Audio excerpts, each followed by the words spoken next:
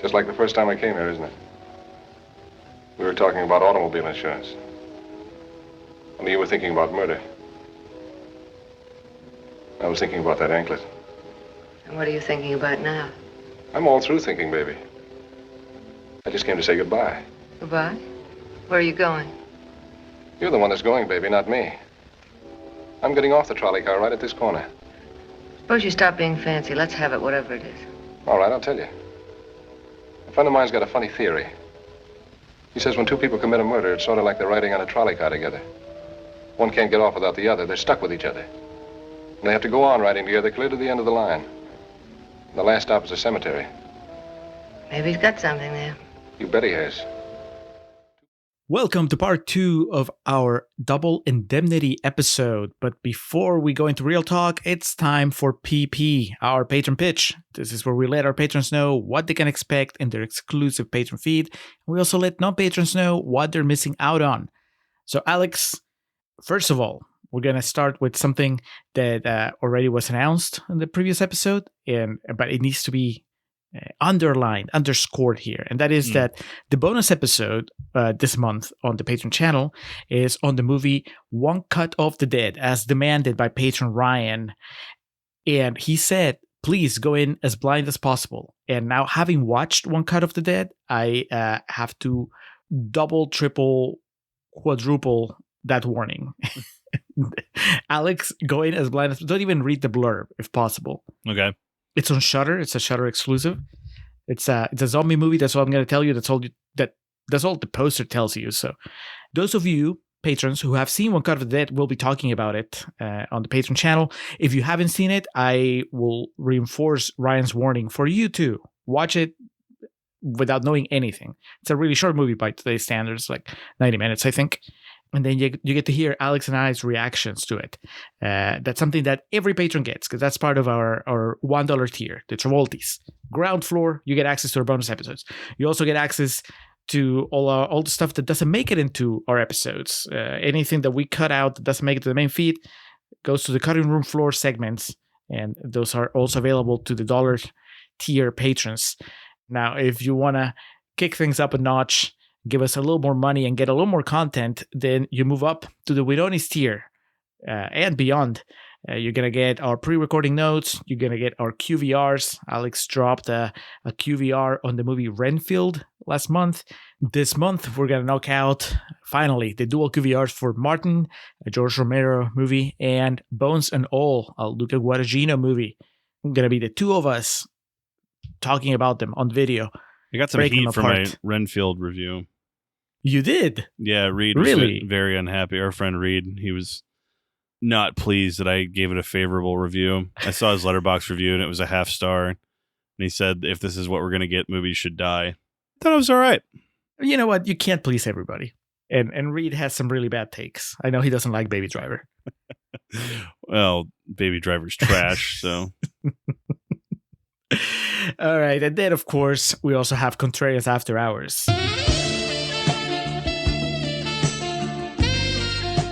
That's the spin-off show where we tell you about other things that we're watching, that we're reading, that we're listening to, that we're doing.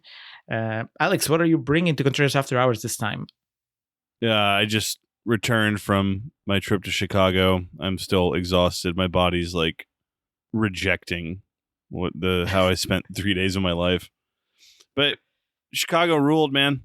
It was a really fun trip. I'm really glad I got to do it. And I'll be detailing and recapping my adventures there with some of our friends. So I did learn, I thought the Holbert thing was a coincidence. We have our friend Joe Holbert. From Late Night Grin. Yes. Yeah. And Stephen Holbert, who's one of our patrons and just recently demanded the commitments. That's his brother. I just chalked it up to coincidence or whatever. And I was talking to Joe, and his brother Sean was there too.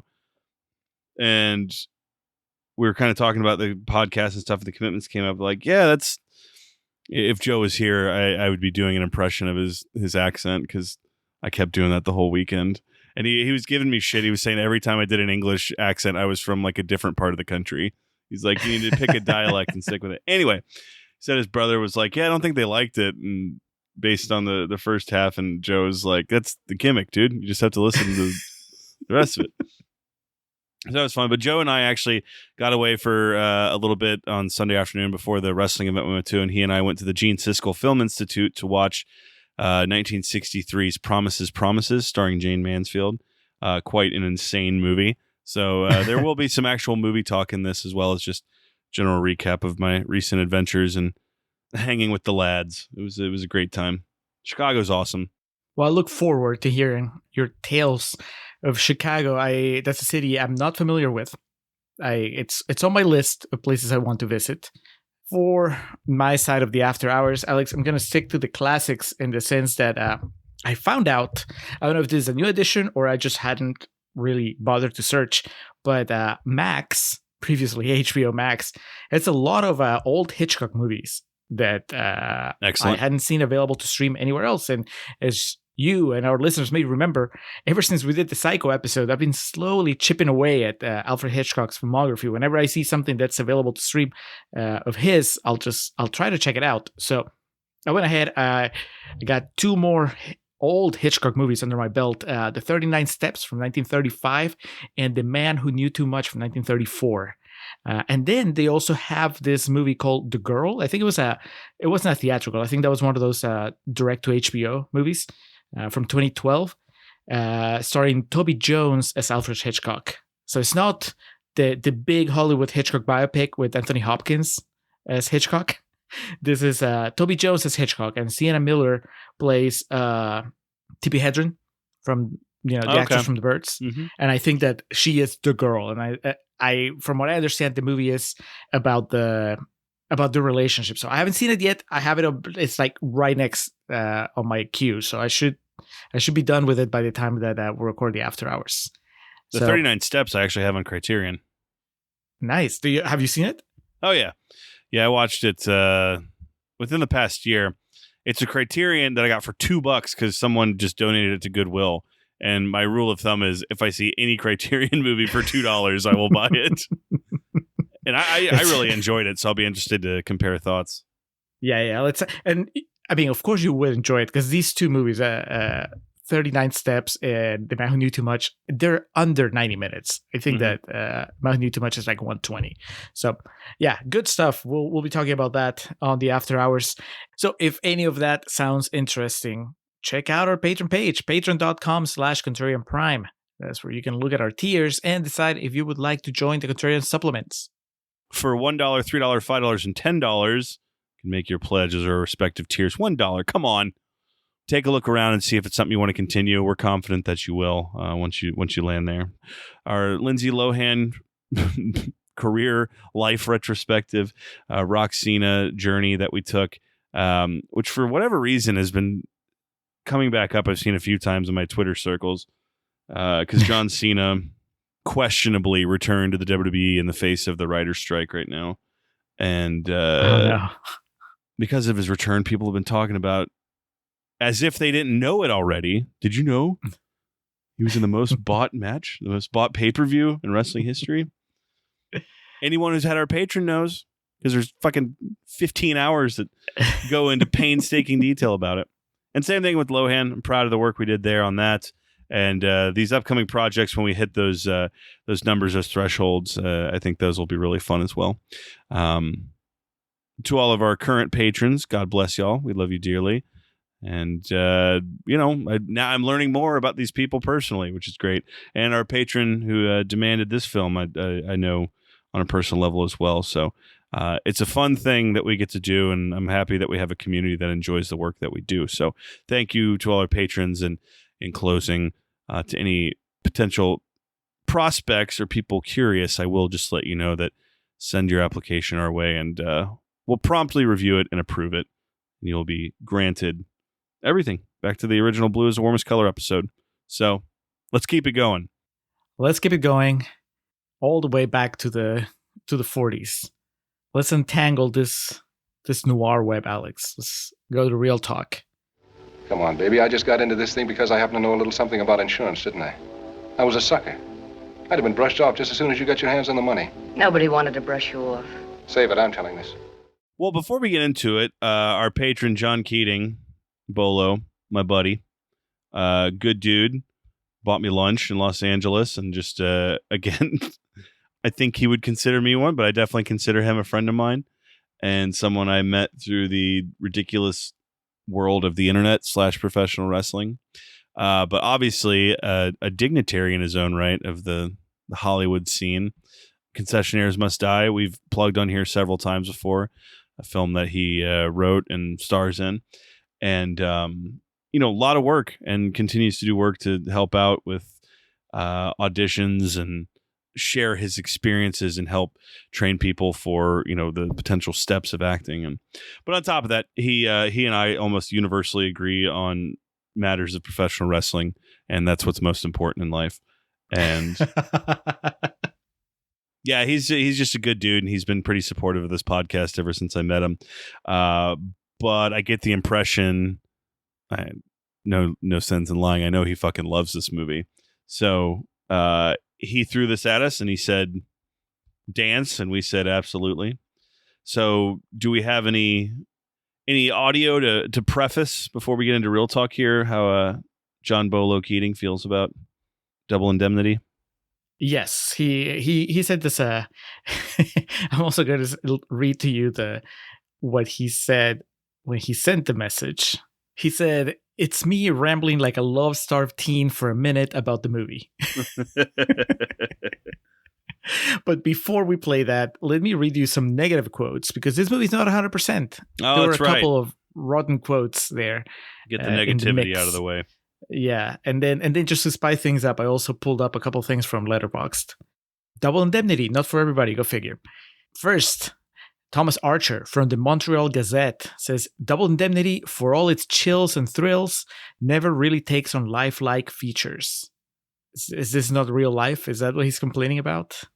That this sort of thing doesn't happen in the real world? Does he also understand why fucking movies were made in 1944? Also, does he not know that this was based on a true story, apparently? Next, James Agee from The Nation says, the picture never fully takes hold of its opportunities, such as they are, perhaps because those opportunities are appreciated chiefly as surfaces and atmospheres and as very tellable trash. I don't even know what this guy's talking about. Yeah. Like that, literally, all of that he just said does not describe the same movie I watched a few hours ago.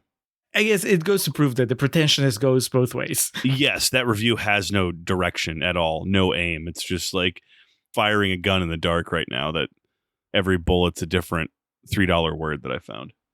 He wanted to use the turn of phrase, tellable trash. Yes. Whatever that may mean. But these two guys are alone in the sea of fresh tomatoes. So then I went to Letterboxd and I did a search for low ratings of Double Indemnity. Came up with Ella DW, who watched this January 19, 2022, gave it half a star and says, sucked. Couldn't understand what they were saying. Not even that hot. 1 out of 10. It has 5 likes. Do you have her profile page, what her favorite movies are? Look at her profile. First of her favorite movies, Dunkirk. What? Yeah, Dunkirk, Anna Karenina, Mudbound, and Dirty Dancing. So, a broad spectrum. But that... Can't understand what they're saying. I just watched Dunkirk and Tom Hardy, and not in a Bane way. It's like the audio is intentionally choppy, like what Tom Hardy's saying.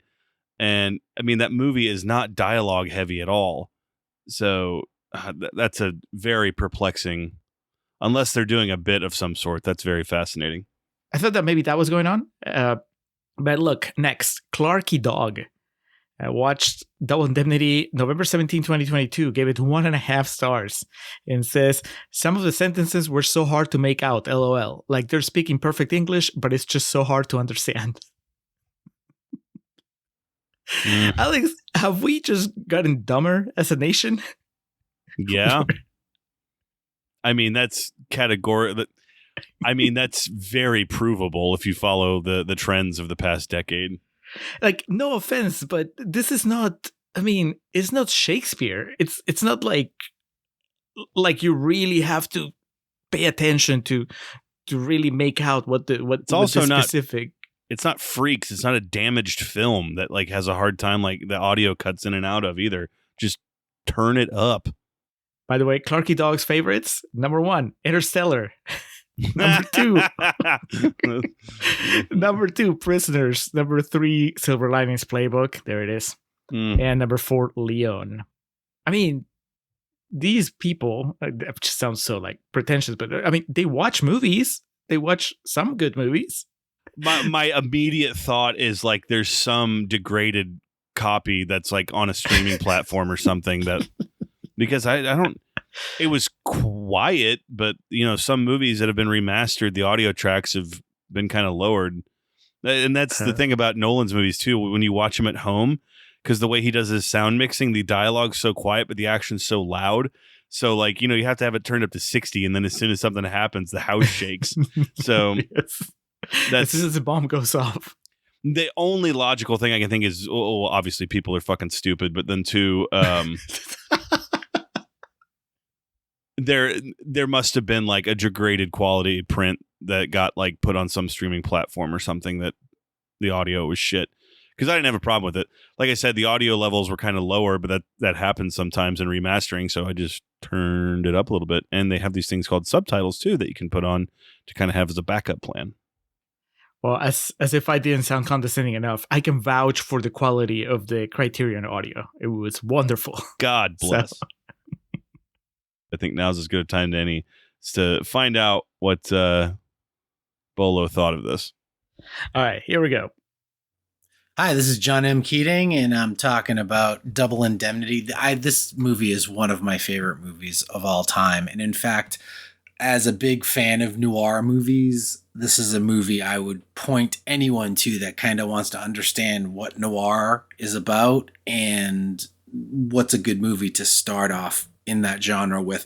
This is just a perfect movie. Barbara Stanwyck is gorgeous and evil and cold and calculating. And Fred MacMurray, if you've only known him from the Flubber movies, he's a whole different actor back in the day. And then, of course, you get Edward G. Robinson, who is one of the best character actors ever. Over the years, he's become one of my favorite actors because he can do it all. He can do comedy. He can do drama. He can do, be scary and crime films. He's fantastic. And he is really the heart of this whole movie. I can't recommend it highly enough. Do you think, Alex, that I would maybe like noir more if somebody had introduced me to the genre via Double Indemnity? I think it's possible. I think it's certainly possible. I think so too. I think that every time I watch it, what killed the noir? Was it Brick? Was that the one that you were like, "Fuck this"? I think that was part of it. I'm trying to remember what I watched first. I know I watched the Maltese Falcon, and I was bored out of my mind. Now I sound like those kids in Letterboxd. I didn't go on, write a review like, "Oh, this movie sucks," but I was just remember thinking, "Oh man, that sucks." Like I get why this was good back in the day, but this is just not grabbing me. And it wasn't the performances; it was just the story construction and like the noir tropes and like what we've talked about and what you were referencing in Interest Corner, like a lot of this is just really dumb for the sake of the plot. And I know Maltese Falcon, Brick, probably a couple others. You need to see Night in the City. I'd bring that up because when I saw John in LA a few months ago, we actually spent a period of time talking about that movie, and that's a great noir. That's one of mine on my Criterion shelf. So that's the one that got remade with De Niro, right? Yes, which I didn't know until we found that out in real time. Okay. I mean, I'll add it to the list. That's one of those. Hell, I might even see the Criterion at the next sale and grab it. But yeah, I was thinking about it just because it definitely does set the tone. Maybe not so much now, because I think that I've enjoyed enough noirs to where at the very least it's a 50-50 divide. But it's a genre that I walk into with trepidation because I know that there are things about it that generally don't work for me or rub me the wrong way. And Double Indemnity doesn't have any of those things, even though it has a lot of the tropes of the genre. And maybe, it's like you watch Double Indemnity. I think that by now it's very clear that you and I really like this movie. So do watch something like Double Indemnity, and it definitely puts a star on the genre to where you're excited to see what happens next. And even if what happens next, what you watch next is not good, you still have that reference of like, well, but I watched Double Indemnity and it was really great, so I'm just looking for the next one. Whereas like if your primary experience, your first experiences are Brick and the Maltese Falcon, in my experience, right? Then you approach everything kind of with really low expectations and not thinking that it's going to work for you. So, and then you start recognizing those elements that you didn't like in Brick and the Maltese Falcon in those other movies, and you just go, of course, it's noir. What was I expecting? So, yeah, I think that I probably would have had an easier time approaching this genre if I had a really good starter like this one. I think that you're more open-minded when it comes to it, or you were more open-minded much sooner than me. Do you agree? I guess basically what John's saying, that this is like a good entry point. Like this is kind of like the perfect way to introduce somebody to this type of story. Oh, absolutely. And I have found too that that's kind of an interesting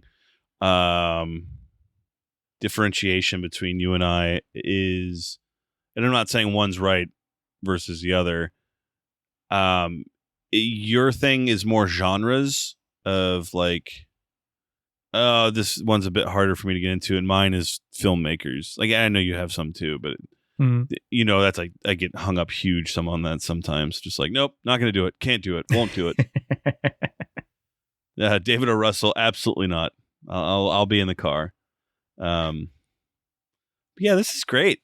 The lighting and just the setting and the premise and, the side characters that we have along the way. This is like a perfect entry point.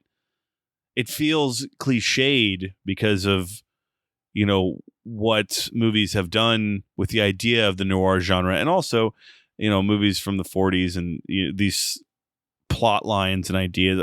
Wayne's World 2 I was talking about, but like this is excellent. If you have the aptitude for it and like it's something you're truly interested in, this is the one to sit down and watch in terms of like what is film noir. I think it's kind of a harder sell. Like honestly, if we weren't doing it for this and I told you to watch it, it might be like a back burner one for you. Like, yeah, I'll get to it eventually. But I think it's just a tremendous jumping off point. And to be fair, also, I have watched a good amount of noir movies also that I found myself kind of bored during or kind of rolling my eyes sounds a bit dramatic or a bit ill-intended. But, I have seen Terminator 2. You got to work hard to keep my attention. You know what I mean? On repeat. But this, I found myself like engaged in the whole time to the point of like the being anxious and like the intensity and some of the scenes of tension in it really, really resounded with me. Yep, it's a really good story. I think that I wouldn't have put it in the back burner. I mean, obviously, this was not a priority for me to watch, but just not necessarily because of the movie or because it was a noir, just because, there's so much that I wanted to watch. But the fact that it was Billy Wilder and I already liked, I love Sunset Boulevard. So that would have... Yeah. Like that made it like a highlight that I knew I was going to get to sooner or later. And I've been saying, I need to watch more Wilder movies forever. So I was glad that we had this chance. I think that it's not a detective story. I kind of mentioned it in Contrarians Corner, and that was kind of like the break from what I usually expect. When you tell me noir, I automatically assume that there's going to be somebody investigating a crime. And that is something that happens here. I mean, not a crime, a mystery, right? And there's no mystery here other than how is everything going to go bad? But that's not, a real, there's no like MacGuffin that people are trying to like pursue or anything. And that's not like a positive or negative, but it was just like the one thing where I was like, oh, we're missing that element because we have the voiceover and we have the way that it's photographed and we have the femme fatale and we have the quippy dialogue from that's what I think of when I think of like the noir in the 40s, like Humphrey Bogart giving these lines, having these flirtations with different women where he's just very, very quippy. And sometimes, it just, you arrange it together in a way that works better than others. And I think that the performances really go a long way. It's not just the dialogue is good, but that you have the three main actors that really knock it out of the park, delivering it. So that definitely, I think that I could have watched probably any story. It didn't have to be within the trappings of the crime genre, and I still would have been so entertained if you just had Fred MacMurray, Barbara Stanwyck, and Edward G. Robinson. If you had them just being part of it, I think that at this point, based on the talent that they display here, I would have been like all in, no matter what. So the fact that it just happens to be a really interesting crime, that's just the cherry on top. So if I wanted to be just combative, just difficult, I would say like, oh, it's not really that I like the noir, it's just that I like the movie with really good actors and really, really crackling dialogue, as they like to say. That's a very good Julio line. I'm not saying that. I think it's a good noir too. You mean you want him to have the policy without him knowing it? And that means without the insurance company knowing that he doesn't know it. That's the setup, isn't it? Is there anything wrong with it? No, I think it's lovely. Okay, so the other thing is, so Fred MacMurray, right? Walter Neff. He's a weasel. He's not a bitch. How, when you're watching the movie, are you rooting for him? Are you feeling bad for him? Or are you just rubbing your hands waiting for everything to fall apart? To me, and this may be completely off base with other people's interpretations, but I've always thought part of noir is that there's not really anyone you're rooting for. It's a fly on the wall. You watch a movie like, you're kind of watching all this unfold and see these characters make these bad decisions that are going to cost them down the road. But I think that you can still, like, The Maltese Falcon, right? Or even like The Big Sleep. Like, you can tell Bogart is a very flawed man, and he has, in a way, what happens to him, it's always like, oh, well, he had it coming. But you're rooting for him, or at least I remember I was, right? I was like, I hope he, gets the girl, or at least doesn't get killed, or whatever. And in this case, at least watching Double Indemnity, maybe it's because of the way it's constructed, right? You know that he's at the end of his rope at the beginning of the movie, so you know where it's coming. But I was hoping that he would not necessarily get away with it, but at least prevail somehow, which is weird because he is a criminal from the beginning and he's doing some horrible things. But I don't know if it's just that the charm of the performance, that he's just so good at being funny and kind of like appealing, and so that makes me want him to win somehow. Or if it's just that the plot is so ingenious that I kind of want him to succeed, just because kudos to them for coming up with that shit. I don't know. I wasn't like just watching it waiting for the train wreck to speed up. I was actually kind of invested on him coming ahead, not necessarily her, and I guess because of the conventions of the genre, I just knew that she was bad news from the beginning, so I didn't want her to win. Yes, I definitely didn't want her to get away with it in the end. I didn't necessarily want him to kill her, but my biggest investment was the relationship between Keyes and Neff. Yes. And so like that, so to see how that was going to play out at the end when he found out, like when it showed that he was standing there, and how long were you standing there? Long enough to hear enough, or whatever he says in response, and to see the movie like ends with them together. And the last line is, well, I loved you too, or whatever that he says to him. And it's excellent. And to me, that was the most interesting relationship in it. And that was the thing I was most invested in seeing and wanting it to succeed. Cause I love a good, bros being bros, dudes rock type thing. But I love that he didn't compromise his morals and let him go because he was his friend. He knew he did wrong, and you made your bed, so lay in it. I did not catch on to the importance of that relationship until the very end.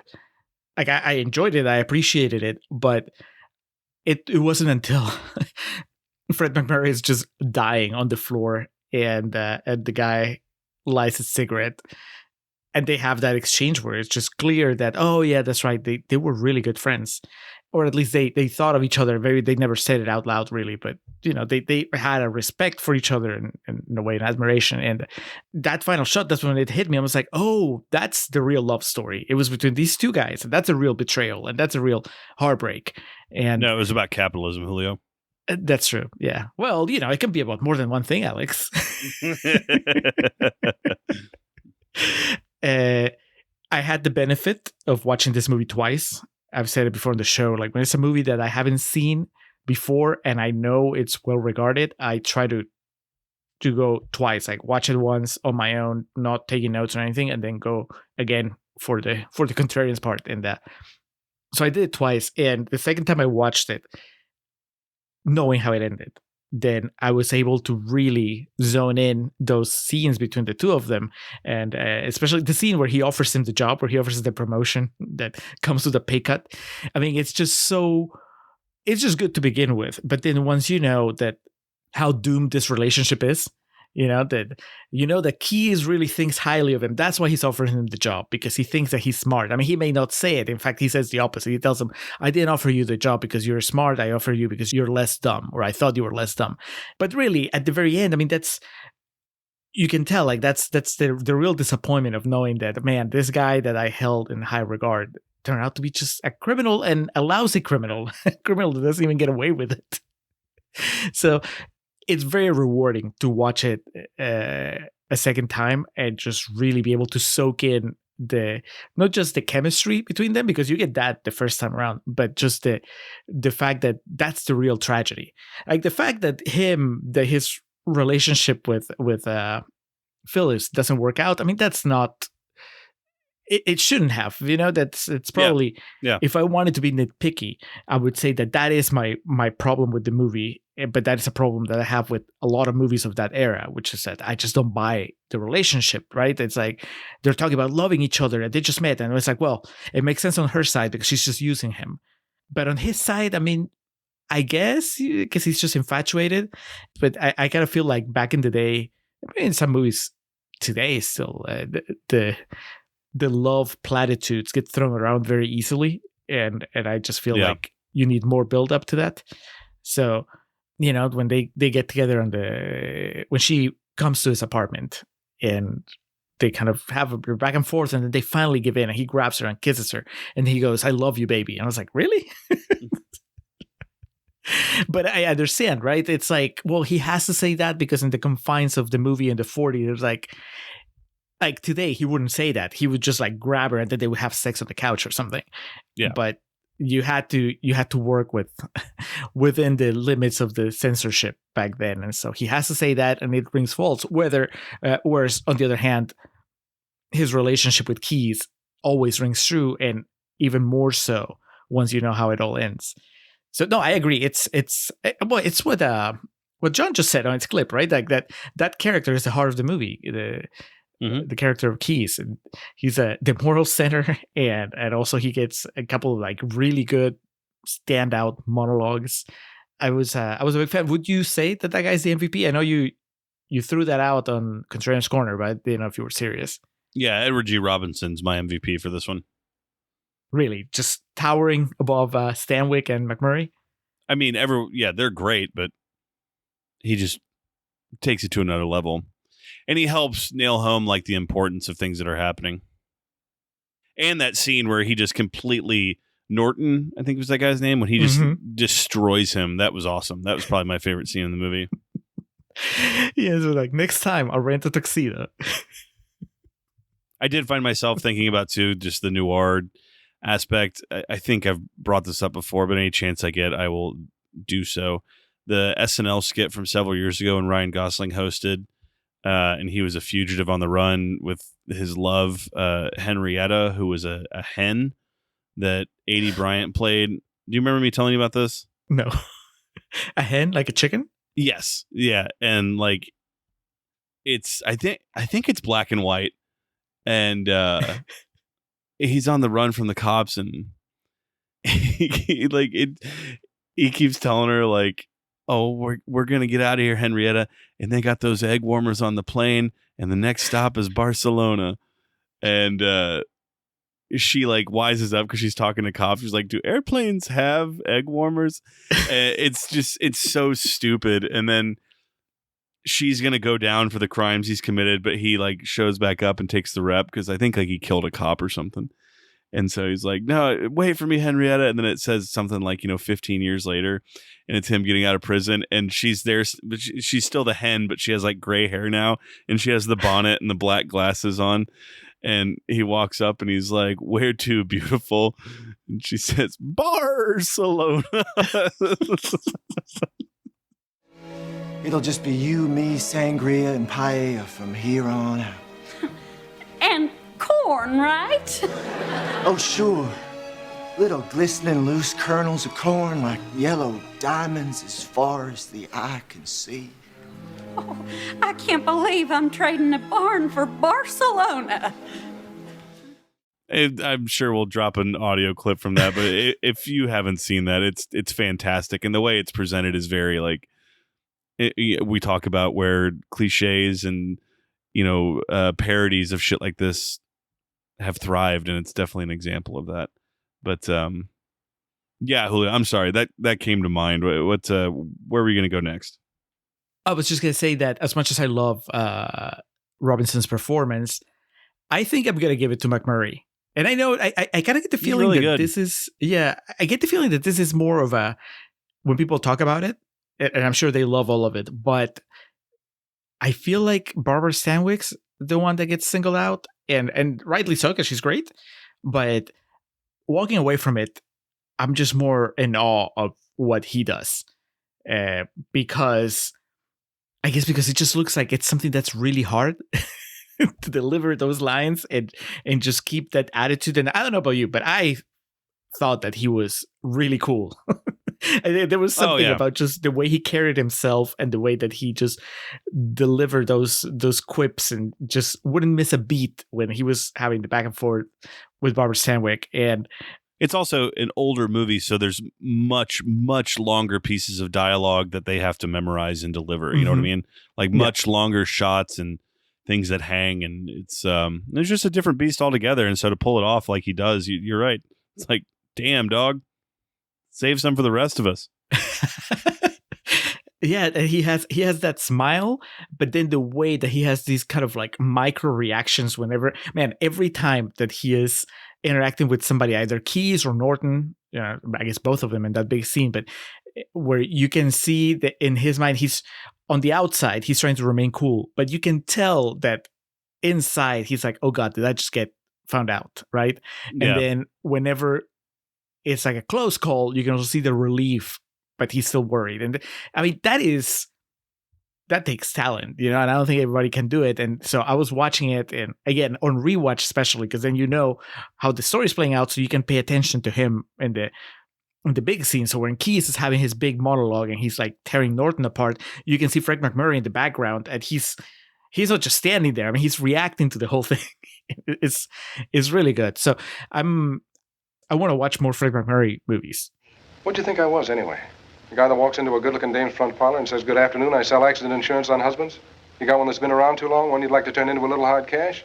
Just give me a smile and I'll help you collect? Boy, what a dope you must think I am. Looking to close here, though, Double Indemnity was nominated for 7 Academy Awards at the 17th Annual Academy Awards. Best Picture, lost to Going My Way. Best Director, lost to Leo McCarey for Going My Way. Best Actress, lost to Ingrid Bergman for Gaslight. Best Screenplay, lost to Frank Butler and Frank Cavett for Going My Way. Best Cinematography, lost to Laura. Best Music, lost to Since You Went Away. And Best Sound, lost to Wilson. So definitely was a contender. I was looking into it for my own sake. No, Billy Crystal did not host in 1945. It's hosted by John Cromwell and Bob Hope. He watched them, probably. Oh, yeah. Anyway, As we look to close here, we thank John for his wonderful patronage and this pick here, and we look to our guiding light here, Roger Ebert, his review of Double Indemnity from December 20th of 1998, a 4-star review. He starts with, "No, I never loved you, Walter, not you or anybody else. I'm rotten to the heart. I used you just as you said. That's all you ever meant to me, until a minute ago when I couldn't fire that second shot. Is she kidding? Walter thinks so. Sorry, baby, I'm not buying it. The puzzle of Billy Wilder's Double Indemnity, the enigma that keeps it new, is what these two people really think of one another. They strut through the routine of the noir murder plot with the tough talk and the cold sex play, but they never seem to really like each other all that much, and they don't seem that crazy about the money either. What are they after? Walter is Walter Neff, 2 Fs, like in Philadelphia. He's an insurance salesman, successful but bored. The woman is Phyllis Diedrichson, a lazy blonde who met her current husband by nursing his wife to death, according to her stepdaughter. Neff pays a call one day to renew her husband's automobile insurance. He's not at home, but she is, wrapped in a towel and standing atop of the staircase. I wanted to see her again, Neff tells us. Close and without the silly staircase between us. The story was written in the 1930s by James N. McCain, the hard-boiled author of The Postman Always Rings Twice, a screenplay kicked around Hollywood, but the Hayes office nixed for hardening audience attitudes towards crime.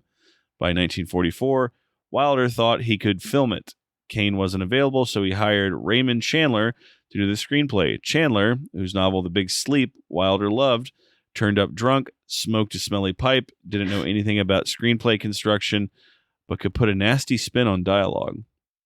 Together, they eliminated Cain's complicated endgame and deepened the relationship between Neff and Keyes, the claims manager at the insurance company.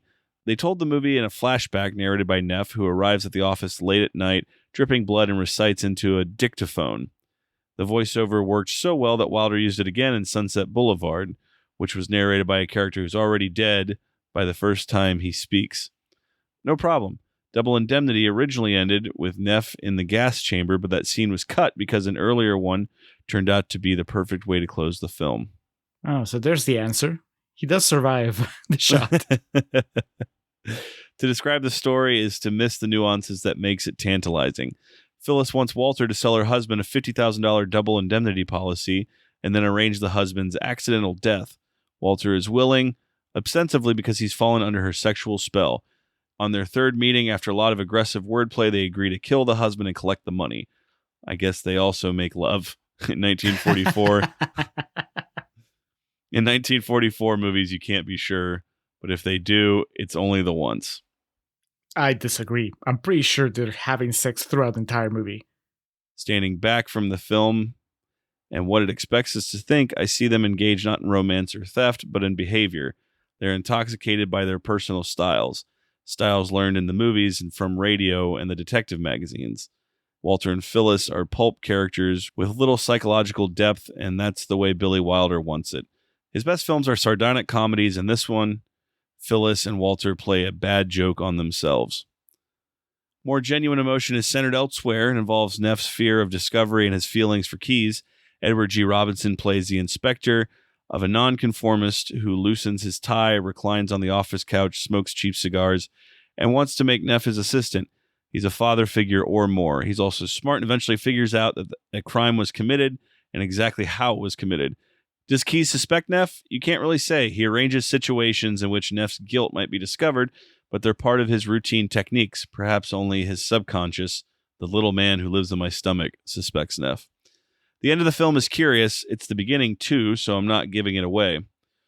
Why does the wounded Neff go to the office and dictate a confession if he still presumably hopes to escape?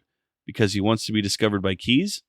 Neff tells him, "You know why you couldn't figure this one out, Keyes? I'll tell you. Because the guy you were looking for was too close, right across the desk from you." Keyes says, "Closer than that, Walter." And Neff says, "I love you too." Neff has been lighting Keyes' smokes all during the movie, and now Keyes lights Neff's. You see why a gas chamber would have been superfluous. That's Roger Ebert's take on this movie. And I thought that covered a lot of really good points. It does. I don't agree with that whole with some of it, but that's kind of like the beauty of reading a Roger Ebert review because it's very well thought out and you can enjoy it even when you don't agree with it.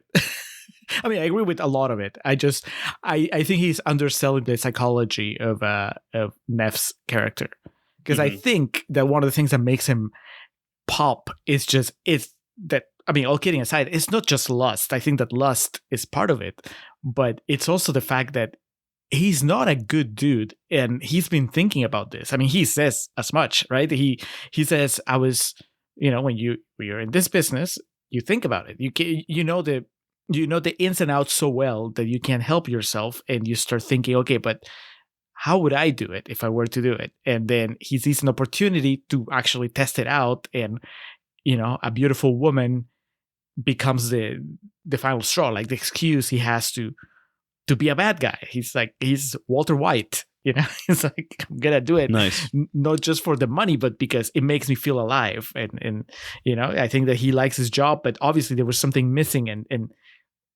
being part of this criminal activity did something for him. Of course, he definitely doesn't have what it takes to follow through. Right? She does.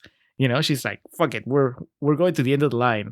And when things get tough, he obviously doesn't have the mettle to really commit to being I was gonna say to be a criminal. He is a criminal anyway because he kills her, but he definitely wants off the trolley, as he says. So I think it's funny because him, and then there was that Ebert, and then there's that quote that I read, I think on Trash Corner, where they were talking about how there's no psychology in this story, and I think that there is. I think that on her side, on the side of Phyllis, Barbara Stanwyck is meant to be more of a riddle because it's in the end it's not her story, it's his. And yeah, I mean, what do you think, Alex? Is she being genuine when she tells him that she loves him at the end? I never thought that could happen to me. Sorry, baby, I'm not buying. I'm not asking you to buy, just hold me close. I don't know. That's what I kind of liked about it. I don't know if I'll ever know. Yeah, I agree. It's like we're with him. We're with his point of view, so we'll never know. That's the big mystery. She could have been playing him the entire time, or maybe she always had feelings for him and she was just hiding them. Or maybe, like she says, she just realized how strong her feelings were just at the very end. But my final point, I can see, when we do Contrarians Corner, there's some points that are always easy to make fun of, especially with older movies, when it comes to how society has changed, how humanity has evolved. And so now there's some things like in the 40s that were perfectly acceptable, so people wouldn't bat an eye when they were seeing a movie. And then in 2023, you see it and you point out, and you can choose to be just completely repelled by it, or you can just take it into context, look at the bigger picture and be like, oh, well, that's how it was.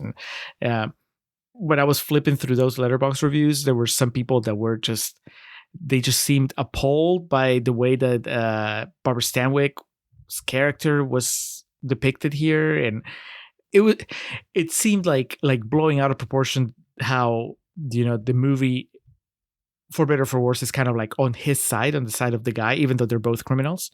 And I believe that at least part of a fraction of those reviews are being genuine. They're not just like doing a bit, they really find that offensive, or, they really believe that it's negative. But who knows, maybe 10 years ago or something, I would have also been just put off by some of the social dynamics in an old movie. But today I just watched it and I'm like, well, just that's how it was. And I can look past it and just appreciate the rest of the story. Like if you saw it today, like if there was a movie made in in the 21st century, maybe I would raise an eyebrow and be like, that characterization is not quite right. But I found that I'm okay with like the fact that you have two black people in this movie that show up for like, a scene each. Like one is the guy that washes his car. The other one is the guy at the train that takes him to his seat or something, right? And it was like, that's not good in the sense that, oh, well, if you were making the movie today, but back in like the 40s, it was like, well, that's how it was. So when we were talking, we opened Real Talk talking about like things that a younger generation has problems, like why they reject older movies. And I think that some of them, at least, have a really hard time just making that leap to, well, that's how it was. You know, you can like decide to like completely shut it down because some of the things that went on back then are things that we don't do anymore or that we have improved on now. Or you can just understand that that's how it was and then appreciate the rest of the experience. And that's hard. That's something that maybe you have a lot more trouble with when you're younger. And then once you get older, you're a little more open-minded and you can just understand that, you know, there are things that we're doing in movies today that might be seen as like being in poor taste or just being really out of touch 10 years, 20 years from now. That's just kind of like how it goes. So I think that that's another hurdle when you're talking about classic movies. They were made so long ago that inherently they have some things that just like at best have fallen out of style and at worst have become problematic. So that's just something, you know. I don't think that Double Indemnity is one that has a lot of them, but the dynamic of a noir protagonist and a femme fatale is something that could probably put off people in that sense. Yeah, you cut yourself off to a lot of potential art out there if you limit like your search criteria.